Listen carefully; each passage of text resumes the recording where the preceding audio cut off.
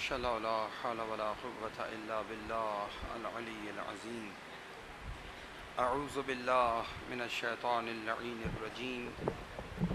بسم الله الرحمن الرحيم. الحمد لله رب العالمين الذي هدانا لهذا وما كنا لنهتدي لولا أن هدانا الله، والصلاة والسلام على أشرف الأنبياء والمرسلين خاتم النبيين بالقاسم مصطفى محمد. اللهم صل على محمد وعلى محمد وعجل وأهل بيته الطيبين الطاهرين المعصومين الميامين المنتجبين، ولعنة الدائمة على أعدائهم أجمعين من الآن إلى قيام يوم الدين. وقد قال الله تبارك وتعالى في محكم كتابه المجيد وفرقانه الحميد: أعوذ بالله من الشيطان اللعين الرجيم. هل يستوي الذين يعلمون والذين لا يعلمون؟ لا يستوون. لسارے وجود پاک و مطہر محمد و آل محمد اجمعاً بآواز بلند صلوات.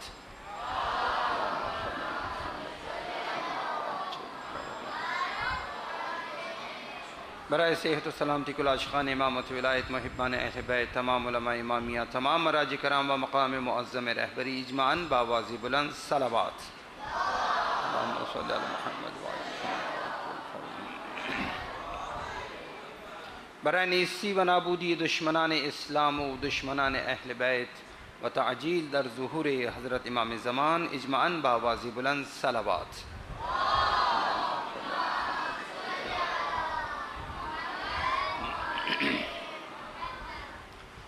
عزیزان محترم، حاضرین گرامی قدر، لائق صد تحسین ہیں یہ برادران کہ جنہوں نے اتنی معنوی اور روح پرور اس نشست کا اہتمام کیا، اس سلسلے اور اس ایک معنوی عمل کے تسلسل میں کہ جو دروس کی صورت میں ہر ہفتے آپ کی خدمت میں عملی طور پر منعقد ہوتا ہے، اس کی قدر و قیمت، اس کی ارزش وہی جانتا ہے جو اس نعمت سے محروم ہے. عموماً مزاج بھی کچھ اسی قسم کا ہوتا ہے کہ جو نعمت ہمیں آسانی سے اور فراوانی سے مل جاتی ہے، اس نعمت کی ہم عموماً قدر نہیں کیا کرتے اور اس کی قدر و قیمت اور ارزش سے آشنا نہیں ہوتے. خدا کا شکر ہے کہ الحمدللہ یہاں پر اتنی آسانی سے اور سہولت سے دین شناسی، احکام الہی، معارف اسلامی اور دیگر گوناگون موضوعات کے حوالے سے دروس کا سلسلہ الحمدللہ منعقد ہوا کرتا ہے. اور رغبت کے ساتھ الحمدللہ میں نے جب بھی مشاہدہ کیا، بچے ذوق و شوق کے ساتھ اور یقیناً ان کے والدین بھی اسی رغبت اور شوق کے ساتھ اس قسم کے سلسلوں میں حصہ لیا کرتے ہیں. یہ توفیق الہی ہے جو الحمدللہ آپ سب کو حاصل ہے. خدا سے دعا کریں گے پروردگار اپنی زیادہ زیادہ لطف نظر اور عنایت ان تمام حاضرین پر بالخصوص اور جملہ مومنین و مومنات پر انشاءاللہ آنے والے وقتوں میں بھی عطا فرمائے، اور یہ سلسلہ دروس کا اور ماشاءاللہ معنویت کے ساتھ، روحانیت کے ساتھ اور علمی فیوزات کے ساتھ جاری و ساری رہے، اور خدا منتظمین کے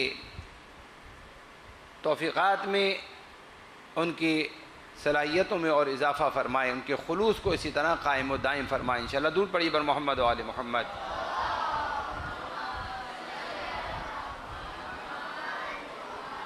دیکھیے، اللہ تعالیٰ نے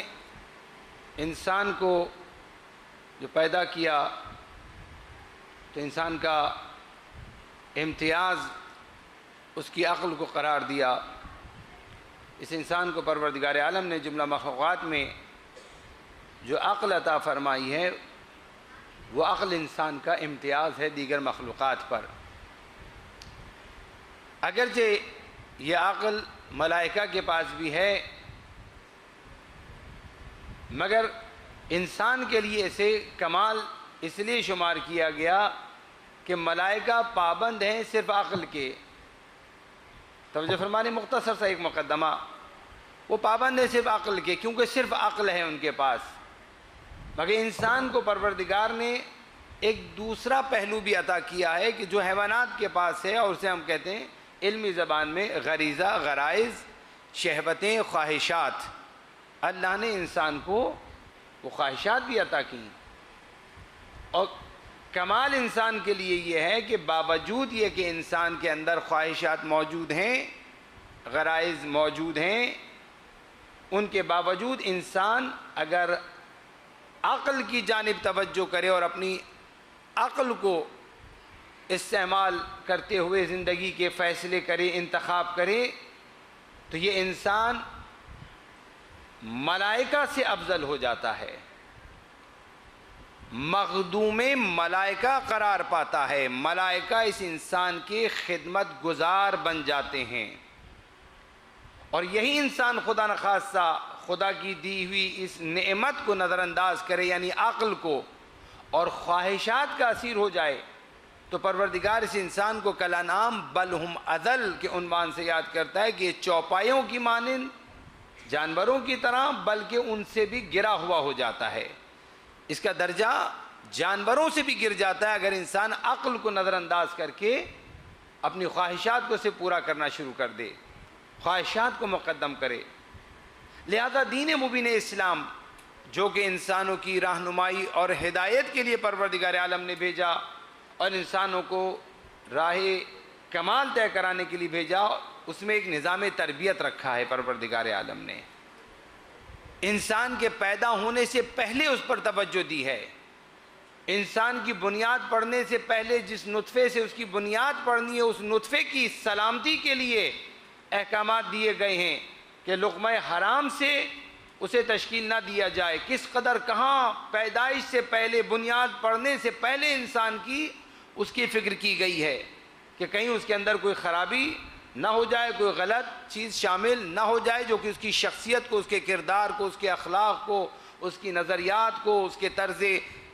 تفکر کو متاثر نہ کر دے۔ پاکیزگی ہی پاکیزگی ہونی چاہیے، شروع سے آغاز ہی سے پاکیزگی ہونی چاہیے۔ نظام تربیت ہے اس انسان کے لیے، اور پیدا ہونے کے بعد اس کے لیے یقیناً پروردگار عالم نے اہتمام کیا، اور دین مبین اسلام میں انسان کی تربیت کے لیے مکمل اور جامع ایک اہتمام موجود ہے۔ اب اگر دین سے دور ہو جائے کوئی معاشرہ، کچھ افراد اگر دین سے دور ہو جائیں، دین سے ناآشنا ہو جائیں، تو وہ کبھی بھی صحیح انسانی تربیت سے آشنا نہیں ہو سکتے۔ انسانی بنیادوں پر اس کی تربیت، معاشرے کی تربیت نہیں ہو سکتی، فرد کی تربیت نہیں ہو سکتی۔ پھر جیسا مغرب میں اور مشرق میں آج دیگر معاشروں کے اندر آپ دیکھ رہے ہیں کہ وہاں ظاہراً انسان دو پیروں پہ چلنے والا ایک پروان چڑھتا ہے، مگر حقیقتاً انسانیت اس کے اندر نظر نہیں آتی۔ اجتماعی طور پر نظام کے اندر کہیں پر بھی حقیقی معنی میں انسانیت نظر نہیں آتی کہ جس پر وہ معاشرے کمالات کی منزلیں طے کرتے ہوئے آگے بڑھیں اور وہ معاشرے اپنے مقصد کو پورا کر سکے جو ان کی خلقت کا مقصد اور ہدف ہے۔ نہیں، معاشرے بالآخر بہت سے معاشرے چند سالوں بعد ناکام ہو گئے، بہت سے چند دہائیوں کے بعد ناکام ہو گئے، بہت سے معاشرے کئی صدیوں کے بعد ثابت ہو گیا کہ وہ نظام جو ان کے پاس تھا وہ نظام باطل ہے، وہ ناکام ہے، اور بالآخر وہ ختم ہو گئے، ان کے نظریات ختم ہو گئے، ان کے بنائے ہوئے اقتصادی نظام اور جتنے بھی نظامات تھے وہ سب کے سب ثابت ہو گیا کہ وہ انسان کو نجات دینے والے نہیں ہیں، انسان کو من حیث انسان کمال کی منزلیں طے کرانے والے نہیں ہیں۔ واحد دین مبین اسلام ہے کہ جو طول تاریخ میں اپنی پوری آب و تاب کے ساتھ رہا ہے، اور اس سے دشمنی کی گئی ہے۔ جتنی دشمنی اسلام سے کی گئی ہے کسی اور مکتب سے نہیں کی گئی، جتنا اسلام کو مٹانے کی کوشش کی گئی ہے اتنا کسی اور دین کو مٹانے کی کوشش نہیں کی گئی، کیونکہ جانتے ہیں دنیا کی استعماری، استکباری، استحصالی جتنی بھی قوتیں ہیں یہ سب جانتی ہیں دنیا کے ظالم و مستکبر جانتے ہیں کہ دین مبین اسلام پیغمبر خدا کا لایا ہوا یہ دین واحد وہ دین ہے کہ جو جامع ہے، مکمل ہے اور انسان کی نجات کا ذریعہ ہے، جس کے ذریعے نہ صرف کوئی ایک معاشرہ کسی جغرافیہ میں، کسی ایک ملک میں، کسی ایک قوم و ملت میں، بلکہ پورے جہان بشریت کو کمالات کی منزلیں طے کرانے کی قوت دین مبین اسلام میں موجود ہے، اور جہان بشریت کو قیامت تک کے لیے یہ معاشرہ نجات دلا سکتا ہے اور ان کی مشکلات کو، ان کے مصائب کو دور کر سکتا ہے۔ واحد دین مبین اسلام ہے، لہذا اس دین سے دشمنی کی گئی، اسے مٹانے کی کوشش کی گئی، مٹا نہیں سکی تو اس کے اندر تحریف کی گئی، تحریفات کر دی گئی، اس کی تعلیمات کو یا تو کم کر دیا گیا، غلط انداز میں بیان کیا گیا، یا اس میں غلط چیزیں شامل کر دی گئیں۔ لہذا نتیجہ کیا ہوا کہ بہت سارا ایسا بڑا طبقہ ہے مسلمانوں کا جو دین مبین اسلام کے نام پر ایسا بہت کچھ رکھتا ہے کہ جس کا تعلق دین مبین اسلام سے ہے ہی نہیں۔ مثلا ہمارے برادران اہل سنت کے یہاں عقائد کی مندل میں بہت سارے ایسے عقیدے موجود ہیں خدا کے بارے میں، پہلے ہی مرحلے پہ عقائد یعنی فروع دین سے پہلے اصول دین میں سب سے مقدم توحید کی ہی مندل پر انہیں گمراہ کر دیا گیا۔ معاذ اللہ ایک ایسا تصور خدا کا پیدا کر دیا گیا کہ جناب جہنم میں جب اہل جہنم کو ڈال دیا جائے گا تو جہنم اور مانگے گا، حل میں مزید۔ معاذ اللہ ایسی بھی سوچ موجود ہے کہ اللہ تعالیٰ معاذ اللہ اپنی ٹانگ اس میں ڈال دے گا اور جہنم بھر جائے گا۔ اس قسم کے تصورات، باطل تصورات، یعنی اللہ کے بارے میں تصور کا کوئی ہاتھ ہے، اس کی کوئی ٹانگیں ہیں، اس کا کوئی ظاہری وجود ہے، اس قسم کے نظریات توحید کی منزل پر ہی پیدا ہو گئے۔ تو آپ اندازہ لگائیے جب اتنی بنیادی سطح پہ جب انحراف پیدا ہو گیا تو نیچے احکام کے اندر اور عملی زندگی کے اندر کتنے انحرافات پیدا ہو جائیں گے۔ لہذا جب اتنی دشمنی کی گئی، اس طرح انحراف پیدا کیا گیا، تو یہیں سے لازم ہے کہ دین مبین اسلام کی حفاظت کی جائے، اس کی حقیقی تعلیمات کی حفاظت کی جائے۔ تو جب اتنے خطرات موجود تھے تو کیا پروردگار عالم نے اہتمام نہیں کیا ہوگا دین مبین اسلام کی حفاظت کا؟ یقیناً پیغمبر نے ہمیں وہ اہتمام بتایا بھی، اس کا اظہار بھی کیا۔ پروردگار عالم نے دین کی حفاظت کا ذمہ بھی لیا ہے۔ لہذا پروردگار عالم نے جہاں پیغمبر کو بھیجا،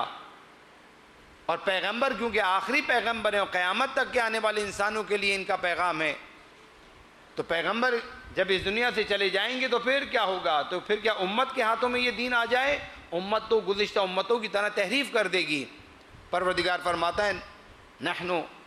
اپنے آپ کو پروردگار کہتا ہے ہم نے اس دین کو نازل کیا، اِنَّا نَحْنُ نَزَّلْنَا الذِّكْرَ وَإِنَّا لَهُ لَحَافِظُونَ، ہم نے اسے نازل کیا اس قرآن کو، ہم ہی اس کی حفاظت کریں گے۔ حفاظت کا ذمہ پروردگار نے لیا ہے۔ لہذا تحریفات ہوں گی، دشمنیاں ہوں گی، دین کی تعلیمات کو بگاڑنے کی کوشش کی جائے گی، مگر اللہ نے اس کی حفاظت کا اہتمام کیا۔ وہ اہتمام کیا تھا؟ بنیادی ترین اہتمام یہ ہے کہ پروردگار عالم نے پیغمبر کے بعد پیغمبر کے برحق پاکیزہ معصوم جانشین کا پیغمبر کے ذریعے اعلان کروایا۔ غدیر خم وہ مقام ہے کہ جہاں پر اللہ تعالیٰ کے حکم سے پیغمبر خدا نے اس محافظ دین کا اعلان فرمایا کہ جو پیغمبر کے پاس ذمہ دار ہوگا اس دین کی حفاظت کا۔ اور اس کے بعد کون ہوگا؟ تو پیغمبر نے اپنے 12 جانشین ان کا نام لے کے اعلان فرمایا۔ اس منزل پہ بھی آگے لوگوں نے تحریف کر دی بعد میں کہ اگر پیغمبر نے بیان فرما دیا کہ میرے 12 جانشین ہیں تو ان 12 کے عدد کے اندر ایسے نام شامل کر دیے کہ جی 12 یہ ہیں، یعنی جعلی نام اس کے اندر شامل کر دیے گئے کہ ٹھیک ہے 12 ہیں، مگر 12 کون ہیں؟ وہ 12 کے جو پیغمبر نے بیان فرمائے ان کے ناموں میں تحریف کر دی گئی، کچھ دوسرے نام اس کے اندر شامل کر دیے گئے۔ اندازہ لگایا آپ نے کس قدر خطرات موجود ہیں؟ توجہ کیجیے گا، میری بنیادی مقدمہ ذرا سخت ہے۔ کس قدر کوشش کی گئی تحریف کی، کتنا بگاڑنے کی کوشش کی ہے، یہ سب کس لیے؟ تاکہ نظام کو اپنے ہاتھ میں کر سکیں۔ دشمن اسلام چاہتا ہے کہ اس نظام کو اپنے ہاتھ میں کر لے، اس کے اندر اپنی مرضی کے مطابق تبدیلی لے آئے، جبکہ اللہ نے اہتمام کیا، فرمایا کہ میں اس کی حفاظت کا ذمہ دار ہوں۔ لہذا یقین ہے ہمارا کہ لاکھ دشمن کوشش کر لے، دشمن دین کے اندر تحریف کرنے کی، اللہ نے دین کی حفاظت کی ذمہ داری لی ہے تو یہ دین قیامت تک محفوظ رہے گا انشاءاللہ، جتنی بھی تحریفات ہو جائیں۔ اب اسی سلسلے میں کیونکہ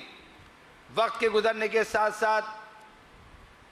شرائط پیدا ہو گئیں، ائمہ کے ساتھ سختیاں ہوئیں، یہاں تک کہ 12واں جانشین اللہ کے رسول کا پردہ غیب میں چلا گیا، تو ان کے پردہ غیب میں جانے کے بعد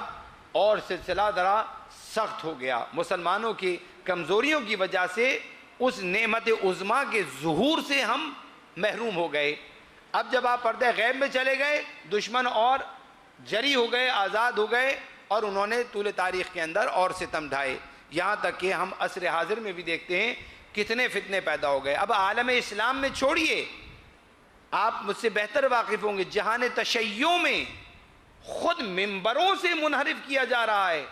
خود ممبروں سے ایسے باطل عقائد اہل بیت کا نام لے کے ان کے نام سے باطل عقائد بیان کیے جا رہے ہیں، عقائد میں گمراہی پیدا کی جا رہی ہے، احکامات کو نظر انداز کیا جا رہا ہے، سبک کیا جا رہا ہے، یعنی وہ احکامات، وہ شریعت کہ جس کی حفاظت کے لیے ائمہ نے زحمتیں اٹھائیں، انہیں نظر انداز کیا جا رہا ہے، انہیں سبک کیا جا رہا ہے، اور عقائد کے اندر بھی اپنی پسند کا عقیدہ یا اپنے آقاؤں کی پسند کے عقائد کو بیان کیا جا رہا ہے۔ دوبارہ سے ان باطل عقائد کا، ان فرقوں کا احیاء کیا جا رہا ہے کہ جن سے ماضی کے اندر بھی ہم بڑا نقصان اٹھا چکے ہیں۔ ایسے میں آج کے دور کے اندر درست عقائد سے آشنائی، درست تعلیمات سے آشنائی، احکام الہی سے آشنائی، حضرات معصومین کے ان پاکیزہ اعمال سے، سیرت سے، اخلاق سے آشنائی، پیغمبر خدا کے لائے ہوئے دین سے، خالص اسی دین سے آشنائی کہ جو پیغمبر لائے، جس میں کوئی ملاوٹ بھی نہ ہوئی ہو اور کوئی کمی بھی نہ ہوئی ہو، خالص اس دین سے آشنائی بہت ضروری ہے۔ اس دین سے آشنائی کے لیے یہ پروگرام، جیسا کہ یہ سلسلہ آپ کے یہاں المہدی ایجوکیشنل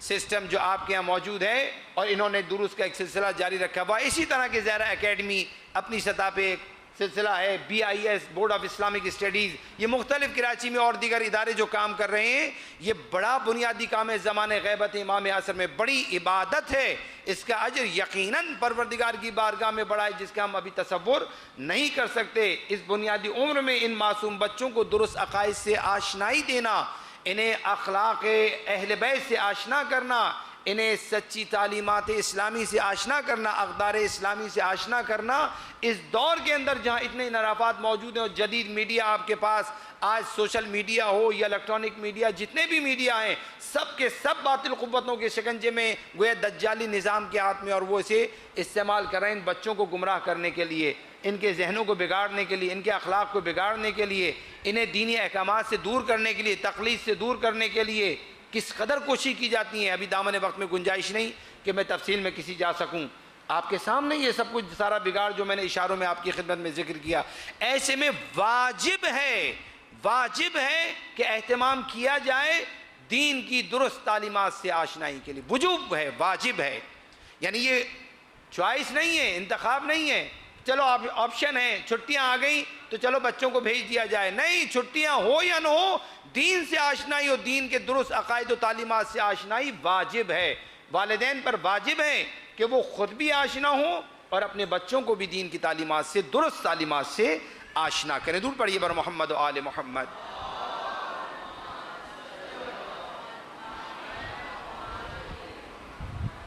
یہ آشنائی دیکھیں، علم کی پیاس انسان میں اللہ نے رکھی ہے، انسان کو قدم قدم پہ احساس ہو جاتا ہے میں جاہل ہوں، قدم قدم پہ اسے احساس ہو جاتا ہے، زندگی کے اندر قدم قدم پہ اسے محسوس ہوتا ہے کہ میں نابلد ہوں، اور یہیں سے اسے ضرورت محسوس ہوتی ہے علم کی، تعلیم کی اہمیت کو اپنی زندگی میں انسان جو ہے وہ محسوس کرتا ہے۔ جب تجربات ہوتے ہیں، معاملات ہوتے ہیں، تو قدم قدم پہ ایسے سچویشنز آتی ہیں، ایسی صورتحال آتی ہے کہ وہ دل میں ضرور سوچتا ہوگا کاش اگر میں نے پڑھ لیا ہوتا تو آج شرمندگی نہ ہوتی، کاش اگر کچھ لکھ پڑھ لیا ہوتا، والدین نے پڑھا دیا ہوتا تو میں آج کسی مشکل میں گرفتار نہ ہوتا۔ تو بنیادی طور پہ انسان احتیاج رکھتا ہے، علم کی طلب رکھتا ہے۔ اگر انسان کی فطرت میں علم کی طلب ہے تو یقیناً پروردگار نے انسان کی فطرت میں یہ طلب رکھی ہے، اور یہ طلب جو اللہ نے انسان کی فطرت میں رکھی ہے، اس لیے کہ اسے لا تعلمون شیئا پیدا کیا ہے، انسان کو اس طرح پیدا کیا ہے کہ یہ کچھ بھی نہیں جانتا، کوئی انسان علم لے کر نہیں آتا سوائے ان ہستیوں کے جنہیں پروردگار عالم نے علم کے ساتھ پیدا فرمایا۔ اور جب لا تعلمون شیئا کے ساتھ انسان پیدا ہوتا ہے، اس کیفیت کے ساتھ، تو اس کے معنی یہ بالکل ایسے جیسے انسان کے اندر اللہ نے پیاس رکھی ہے، تو پانی اللہ نے بنایا ہے، پانی اللہ نے پہلے پیدا کیا ہے، انسان کو بعد میں پیدا کیا ہے، اور جو جو تقاضے انسان کی فطرت میں رکھے ہیں ان کو پورا کرنے کے لیے جو بھی وسائل ہیں وہ اللہ نے پہلے خلق کیے ہیں۔ انسان کے اندر بھوک رکھی ہے تو غذا اللہ نے پیدا کی ہے اس کے لیے۔ اسی طرح علم کی اگر پیاس رکھی ہے، انسان کے اندر کمی ہے اور انسان محسوس کرتا ہے، تو اللہ نے علم کا بھی اہتمام فرمایا ہے، ہدایت کا بھی اہتمام فرمایا ہے۔ اب ہوتا کیا ہے؟ ہوتا یہ ہے کہ یہ پیاس، علم کی جو پیاس ہے وہ اکثر کسی اور چیز سے بجھا دی جاتی ہے۔ بھوک، جیسے آج بچوں کو آپ لنچ کے نام پر اسکول کے لیے فضول اور جنک فوڈ پکڑا دیا جاتا ہے، نقصان دہ چیزیں پکڑا دی جاتی ہیں۔ ان کے اندر بھوک ہے، بھوک لگے گی بچے کو، لنچ دیا جاتا ہے، مگر لنچ کے نام پر ہم زہریلی چیزیں دے دیتے ہیں، کچھ اور دے دیتے ہیں، بچہ کھاتا ہے، پیٹ بھر جاتا ہے، ظاہراً بھوک مٹ جاتی ہے، مگر کیونکہ مضر چیز سے بھوک مٹی ہے، کچھ عرصے کے بعد بیماریاں، تکالیف، درد اور مشکلات زندگی کے اندر فزیکل ان کے آ جاتی ہیں۔ یہ ہم نے ان کی بھوک تو مٹائی لنچ کے موقع پہ، مگر غلط چیز سے مٹائی، اور غلط چیز نے پھر اپنے غلط اثرات مرتب کیے جسمانی طور پر۔ بالکل اسی طرح انسان کو علم چاہیے، مگر علم کے نام پر اگر انہیں غلط چیزیں دے دی جائیں، غلط اگر امور ان کے اذہان کے سپرد کر دیے جائیں، تو نتیجہ کیا نکلتا ہے کہ وقتی طور پر تو یہ سمجھتے کہ ہم نے کچھ پڑھ لیا، کچھ مطالعہ کر لیا، انہیں پھر ڈگری بھی تفویض کر دی جاتی ہے، یہ لیجئے جناب، انہیں بڑے ایک تشکیلات کے ساتھ ایوارڈ بھی دے دیا جاتا ہے، اہتمام، ڈگریز بھی دے دی جاتی ہیں۔ نتیجہ کیا نکلتا ہے؟ اس وقت وہ وقتی طور پہ خوش ہو جاتے ہیں، مگر بعد میں ان باطل تعلیمی ادارے جو آج تعلیمی ادارے کہلاتے ہیں، ان کی باطل تعلیمات کے نتیجے میں یہ بچہ یا بچی جو بھی ہے، یہ فرد بعد میں ان کے منفی اثرات سے جب دو چار ہوتا ہے تو اس کی زندگی اخلاقی طور پہ برباد ہو جاتی ہے، فزیکلی طور پہ برباد ہو جاتی ہے، مینٹلی طور پہ برباد ہو جاتی ہے، جس کے نتائج سامنے آتے ہیں۔ میں اس کی تفصیل میں جاؤں گا تو بڑا وقت چاہیے۔ اہل خرد خوب محسوس کر رہے ہوں گے میری بات کو کہ یہ تعلیمی ادارے جو آج کہلا رہے ہیں، در حقیقت یہ انسانی اخلاقیات کو بگاڑ رہے ہیں، ثقافت کو بگاڑ رہے ہیں، غلط افکار ان کے اذہان میں ڈال رہے ہیں، غلط ثقافت انہیں دے رہے ہیں پروگرام کے نام پر، ثقافتی پروگرام کے نام پر باطل استعماری ثقافت دی جا رہی ہے۔ ایسے میں مکتب اہل بیت کے ماننے والوں کے لیے لازم اور واجب ہے کہ وہ اہتمام کریں کہ اپنے بچوں کو دینی ثقافت سے آشنا کریں، اہل بیت کی ثقافت سے آشنا کریں، اہل بیت کے اخلاق سے آشنا کریں، بنیادی عمر کے اندر آشنا کریں، تاکہ کل جب بچے یہ اسکول، کالج، یونیورسٹیز میں جائیں تو انہیں پتہ ہو کہ جو وہاں ثقافت دی جا رہی ہے یا جس ثقافت کو وہاں پہ رائج کر دیا گیا ہے وہ اہل بیت کی ثقافت سے میچ نہیں کرتی۔ جب اسکول کالج میں جائیں اور کوئی پروگرام ہو تو وہاں پر محسوس کریں کہ جو باتیں کی جا رہی ہیں یہ دین کی تعلیمات، بنیادی تعلیمات کے خلاف ہیں، عقائد کے خلاف ہیں۔ اگر آج اس عمر میں ان بچوں کو آشنا نہیں کیا گیا تو یہ اگر آج انہیں دین کی دائرے میں نہیں لے کر آئے تو نتیجہ کیا نکلے گا عزیزو؟ آگے چل کے ایک وقت ایسا آئے گا کہ یہ ہوں گے بچے ہمارے، مگر ان کے دل و دماغ پر حاکمیت دشمن اسلام کی ہوگی، دشمن اہل بیت کی ہوگی۔ اس لیے معصوم نے فرمایا تھا اس سے پہلے کہ اجانب کی اغیار کی افکار ان کے ذہنوں پر غالب آئیں، ہماری تعلیمات سے،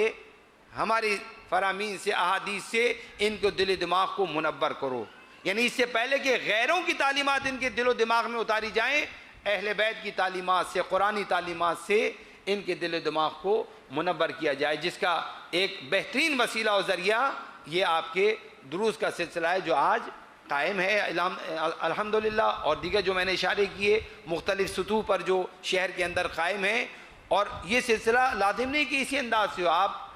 الحمدللہ دعائے ندبہ کا سلسلہ ہے، دعائے ندبہ میں بھی بہت ساری تعلیمات سے آشنا ہوتے ہیں، دیگر دعاؤں کا اہتمام کیا جاتا ہے اور دروس کا اہتمام کیا جاتا ہے، اور جہاں جہاں مجالس، درسی مجالس ہوتی ہیں، یہ سب ذرائع ہیں، ان کا ہدف و مقصد کیا ہے؟ دین سے آشنائی۔ خصوصاً آج جب آپ دیکھ رہے ہیں دنیا بھر میں جو حالات ہیں، دشمن تشیع کا کتنا جری ہو چکا ہے اور پاکستان کی باری آنے والی ہے۔ میں آخر میں یہ چند اشارے آپ کی خدمت میں کر رہا ہوں، اب پاکستان کی باری آنے والی ہے۔ آپ کی اسٹیٹ یہ بیان دے چکی ہے کہ افغانستان میں داعش کی موجودگی بڑا خطرہ ہے۔ مشرق وسطیٰ کے بعد ایک طویل عرصے سے ہم کہہ رہے ہیں زمانے امن میں جنگ کی تیاری کرو۔ مومنوں سے کہہ رہا ہوں اپنی تمام فضولیات کو چھوڑیے، لگژریز کو چھوڑیے، شادی بیاہ کے فضول خرچوں کو چھوڑیے، اپنے آپ کو مضبوط کیجیے، اپنے دفاع کو مضبوط کیجیے۔ یہ داعش آپ نے دیکھا کہ انہوں نے عراق میں کیا کیا، سیریا میں کیا کیا، کتنے سفاک ہیں، کتنے ظالم ہیں، اس وقت افغانستان میں کر رہے ہیں۔ پہلے بھی ابھی نوروز کے دن بھی وہاں پر تقریبات میں مومنوں کے ساتھ کیا ہوا، کس طرح شہید کیے گئے، اور پاکستان میں بھی آپ پہلے بھی دیکھ چکے ہیں اور آنے والے وقتوں میں بھی خطرات منڈلا رہے ہیں، اور اب تو پاکستانی اسٹیٹ نے بھی یہ بیان دے دیا ہے کہ افغانستان میں ان کی موجودگی ہمارے یہاں خطرہ ہے، اور پاکستان کی جو سیاسی اس وقت حالات چل رہے ہیں اہل نظر جانتے ہیں، ان کی روشنی میں یہ خطرات اور قریب آ چکے ہیں۔ تو لہٰذا ایسے میں مومنین کو چاہیے کہ وہ اہتمام کریں اپنے بچوں کے اندر شجاعت، علم، تقوی، پرہیزگاری، ان تمام چیزوں کو اہل بیت کی تعلیمات سے، ان کی سیرت سے، ان کے کردار سے جو ہے وہ انشاءاللہ اخذ کرتے ہوئے ان بچوں کو اسی کردار پہ جو محمد آل محمد کا کردار و اخلاق ہے ان کی پرورش کریں، نظام تربیت بنائیں اپنے گھروں کے اندر۔ ایسے نہیں بس بچے گھر میں پل رہے ہیں، بھائی زندہ کیوں ہو؟ اس لیے کہ پیدا ہو گئے، کیونکہ پیدا ہو گئے اس لیے جی رہے ہیں، نہیں، ہم با مقصد پیدا کیے گئے ہیں، با مقصد زندگی گزارنا چاہیے، با مقصد ہمیں آگے بڑھنا چاہیے۔ ہمارے بچوں کو معلوم ہونا چاہیے، ہمارے والدین کو معلوم ہونا چاہیے کہ زندگی با مقصد ہے، اور ان بچوں کو ایک خاص مقصد کی سمت میں ہم نے تربیت کرنا ہے، اور وہ کیا ہے؟ پروردگار واضح فرماتا ہے، ہمیں کوئی ضرورت نہیں مقصد کے تعین کرنے کی، اس نے واضح ہماری خلقت کا مقصد بیان کیا ہے، وَمَا خَلَقْتُ الْجِنَّ وَالْإِنسَ إِلَّا لِيَعْبُدُونَ، اللہ کی بندگی کے لیے پیدا کیے گئے، زندگی با بندگی تابندگی، زندگی بے بندگی شرمندگی۔ اگر اللہ کی بندگی نہیں ہوگی تو کتنی ہی مرفہ زندگی کیوں نہ ہو، سوائے شرمندگی کے اور روز محشر کی رسوائی کے کچھ بھی نہیں ہے، اور دنیا میں کتنی ہی سختیوں اور ناداری کے ساتھ کیوں نہ ہو، مگر اگر اللہ کی بندگی کے ساتھ ہے تو یہی آخرت کی بھی سعادت ہے، دنیا میں بھی سعادت ہے، اور آخرت میں کوئی شرمندگی نہیں بلکہ سرخروئی کا سبب بنے گی، اور انشاءاللہ ہمارے آئمہ فخر سے کہیں گے دیکھو ایسا ہوتا ہے ہمارا شیعہ، ایسے ہوتے ہیں ہمارے پیروکار، ایسے ہوتے ہیں ہمارے چاہنے والے۔ ایک شخص مولا امیر المومنین حضرت علی ابن ابی طالب علیہ السلام کی خدمت میں لایا گیا چوری کے الزام میں، گواہی، یہ وہ دور ہے جب ظاہری خلافت مولا امیر المومنین کو ملی تھی 25 سال کے بعد، حضور اکرم کی رحلت کے 25 سال بعد جب آپ کو خلافت کا امر زبردستی سپرد کیا گیا اور آپ نے اپنی شرائط پہ قبول کیا، تو ایک موقع پہ ایک چور لایا گیا، گواہ بھی آ گئے، حضرت نے کہا حد جاری کرو، یعنی لے جانے لگے انگلیاں کاٹنے کے لیے، تو کسی نے آگے بڑھ کے کہا مولا، آہستہ سے کہا مولا یہ آپ کے چاہنے والوں میں سے ہے۔ حضرت نے بڑا پیارا جواب دیا، اور یہی آخر ہے، بچوں کی سمجھ میں آ جانا چاہیے، انشاءاللہ آئے گا، کہ جب ایک چور لایا گیا مولا کی خدمت میں کہ مولا اس نے چوری کی ہے، مولا نے گواہ مانگے، گواہ بھی آگے، انہوں نے گواہی دی کہ ہاں مولا ہم نے دیکھا ہے اس نے چوری کی ہے، تو مولا نے کہا اللہ کا حکم ہے اس کی انگلیاں کاٹی جائیں گی، لے جاؤ انگلیاں کاٹو۔ اسے لے جانے لگے تو ایک شخص نے آگے بڑھ کے مولا سے کیا کہا، مولا یہ آپ کا چاہنے والا ہے، آپ سے محبت کرنے والا ہے، تو مولا نے کیا جواب دیا؟ مولا نے فرمایا خدا کی قسم، غور سے سنو، مولا نے فرمایا خدا کی قسم اگر یہ ہمارا چاہنے والا ہوتا تو کبھی چوری نہ کرتا، جو علی کا چاہنے والا ہو وہ کبھی مال حرام نہیں چاہتا، جو علی کا چاہنے والا ہو وہ کبھی گناہ پسند نہیں کرتا، جو علی کو پسند کرتا ہے وہ پھر گناہ کو پسند نہیں کرتا، حرام کو پسند نہیں کرتا، جو علی کا چاہنے والا ہے وہ اللہ کی بندگی کو پسند کرتا ہے، اطاعت کو پسند کرتا ہے، وہ پیروی کو پسند کرتا ہے محمد آل محمد کی، وہ اخلاق محمد آل محمد کو پسند کرتا ہے۔ لہٰذا آخر میں دعا کریں گے پروردگار عالم سے کہ پروردگار بحق محمد آل محمد خصوصاً جن حضرات معصومین کی ولادتوں کے ایام ہیں، 9 رجب جناب شہزادہ علی اصغر کی ولادت کی، اور 10 رجب امام محمد تقی علیہ السلام کی ولادت کی تاریخ روایتوں کے مطابق، لہذا دعا کریں کہ پروردگار ان حضرات معصومین کے صدقے میں ہماری ان قلیل عبادات کو اپنی بارگاہ میں قبول فرما۔ پروردگار طیبات سے محمد آل محمد کا جن نیک اہداف و مقاصد کے لیے ان نشستوں کا، ان دروس کا اہتمام کیا گیا، پروردگار طیبات سے محمد آل محمد کا ان اہداف میں انہیں کامیابی و کامرانی عطا فرما۔ درود پڑھیے بر محمد آل محمد۔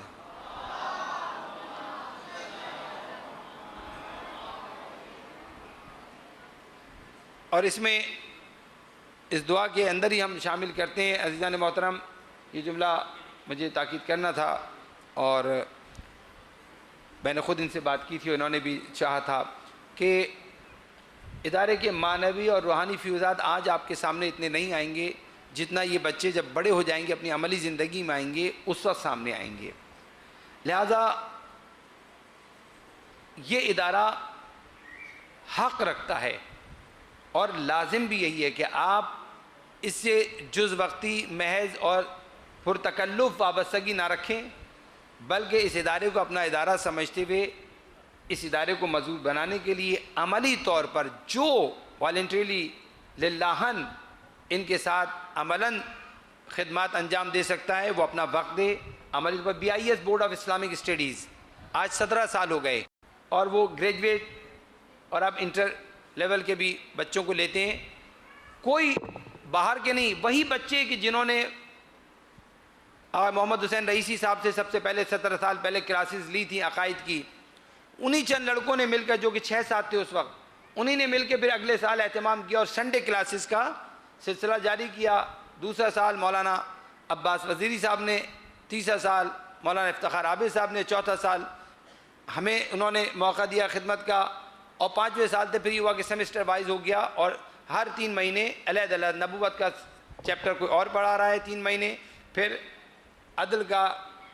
توحید کا کوئی اور پڑھا رہا ہے، عدل نبوت کا دوسرا پڑھا رہا ہے، امامت کا کوئی اور پڑھا رہا ہے، اور معاد کا کوئی اور، اس طرح پورا سال انہی بچوں میں سے نکلتے رہے، اور وہ ایک ٹیم اتنی بڑی بن گئی کہ آج کراچی میں 3 مقامات پہ، گزشتہ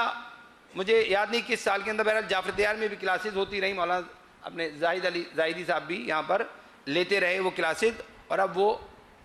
آپ کے سلجہ بدار میں بھی ہو رہی ہیں، شریعت الحسین گلستان جوہر کے اندر بھی ہو رہی ہیں، اور شاید انچولی کے اندر بھی ہو رہی ہیں، IRC میں تھی پہلے، اب شاید انچولی آ گئی ہیں، اور الحمدللہ اتنے نوجوان کراچی کے اس سے استفادہ کر چکے ہیں کہ شاید ہی کوئی علاقہ بچاؤ کہ جہاں پر BIS board of Islamic studies کے پڑھے ہوئے عقائد اسلامی سے آشنا نوجوان نہ ہو۔ یہ ان کے دوسرے لیکچرز بھی ہوتے ہیں، ایران بھی ان کو لے جایا جاتا ہے، یہ وہاں جا کے مراجع کرام سے ملاقات بھی ہوتی ہے، وہاں بھی لیکچرز ہوتے ہیں، بڑا اچھا سلسلہ ہے، پکنک پہ بھی جاتے ہیں نوجوان، اور سب پریکٹیکل لائف میں آنے کے بعد ایک دوسرے کے ساتھ روزگار میں بھی تعاون کرتے ہیں، شادی بیاہ کے معاملات میں بھی بڑے فیوزات و برکات اس کی سامنے آئی ہیں۔ یہ ادارے آج آپ کو چھوٹا نظر آ رہا ہے، کل آپ انشاءاللہ محنت کریں گے، یہی ادارہ ایک بڑا ادارہ انشاءاللہ بنے گا، اور اس سے کراچی بھر کے بچے جو استفادہ کریں گے۔ شرط یہ کہ آپ لوگ مخلصانہ اپنے اس ادارے کو انشاءاللہ ٹائم دیجئے، اس کے ساتھ والدین بھی جو ہے وہ اپنی وابستگی اور دلچسپی جو ہے بڑھائیں انشاءاللہ، اور اپنے بچوں کو بھی اس کے اندر زیادہ سے زیادہ انشاءاللہ حصہ ڈالنے کی جو ہے وہ ترغیب دیں، اور کوشش کریں کہ وہ اس کے اندر جو ہے وہ اپنا ٹائم مختص کریں۔ میں دعا کروں گا پروردگار انشاءاللہ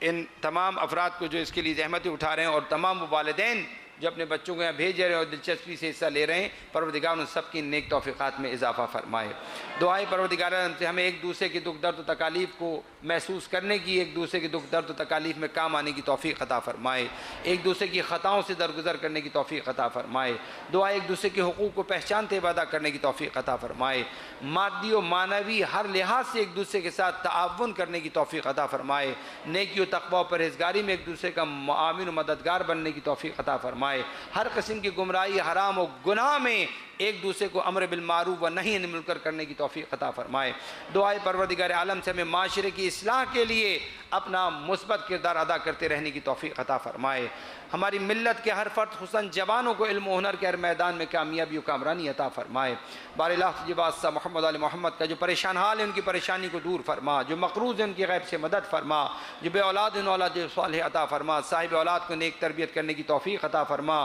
بے روزگار کو روزگار حلال عطا فرما، برسر روزگار کے رزق حلال میں اضافہ فرما، بار الہ اتنا حلال عطا فرما کہ ہمیشہ ہر قسم کے حرام سے بے نیاز رہیں، ہمیں اپنے اعضاء و جوارح کو ہر قسم کے حرام سے محفوظ رکھنے کی توفیق عطا فرما، ایک دوسرے کی ناموز کی تقدس کی حفاظت کرنے کی توفیق عطا فرما، بار الہ تجھے واسطہ محمد علی محمد کا دشمنان اسلام ہر سطح پہ اور ہر ذریعے سے ہر وسیلے سے ہمارے اخلاق کو، ہمارے کردار کو، ہمارے افکار کو بگاڑنے کی سازشوں میں مصروف ہیں، ہمیں ان کی تمام سازشوں سے، ان کے شر سے محفوظ رہنے کی توفیق عطا فرما۔ پروردگار تجھے واسطہ محمد علی محمد کے اختلاف انتشار پیدا کرنے والی قوتوں کو جو ہماری صفوں میں دراڑے ڈالنا چاہتی ہیں، بار الہ انہیں ان کے مذموم عزائم میں ذلیل و خوار و ناکام فرما، ہمیں زیادہ سے زیادہ اپنی صفوں میں اتحاد و یگانگت پیدا کرنے کی توفیق عطا فرما، بار الہ جو صاحبان علم و بصیرت ہیں انہیں معاشرے کی اصلاح میں اپنا کردار ادا کرنے کی توفیق عطا فرما، ہماری ملت کے افراد کو وعظ و نصیحت کو سننے کی اور اسے اپنانے کی توفیق عطا فرما۔ فرما۔ پروردگار تجھے بات سے محمد علی محمد کا ہمارے دل خدا نخواستہ اگر سنگ ہو چکے ہوں، سختی آ چکی ہو گناہوں کی وجہ سے، بار الہ گناہوں سے بچتے ہوئے ہمارے دلوں کو نرمی عطا فرما۔ بار الہ تجھے بات سے محمد علی محمد کا زمانہ غیبت امام عصر میں اپنی ذمہ داریوں کو احسن طریقے سے سمجھتے ہوئے نبھانے کی توفیق عطا فرما۔ تمام علماء امامیہ، تمام مراج کرام و مقام معظم رہبری کو اپنے حفظ و امان میں رکھ، انہیں نیک اہداف میں کامیابی عطا فرما۔ ولایت فقیہ کے دشمنوں کو، مرجعیت کے دشمنوں کو ذلیل و خوار و نیست و نابود فرما۔ پروردگار تجھے بات سے محمد علی محمد کا قلب امام زمانہ کو ہم سے راضی و خوشنود فرما۔ مولا امام زمانہ کے ظہور میں تعجیل فرما، ہمیں حضرت کے سچے اصحاب و انصار میں سے قرار پانے کی توفیق عطا فرما۔ ہماری موت کو مرگ شہادت قرار دے، روز حشر دامن اہل بیت میں محشور فرما۔ اور محمد علی محمد صلوات۔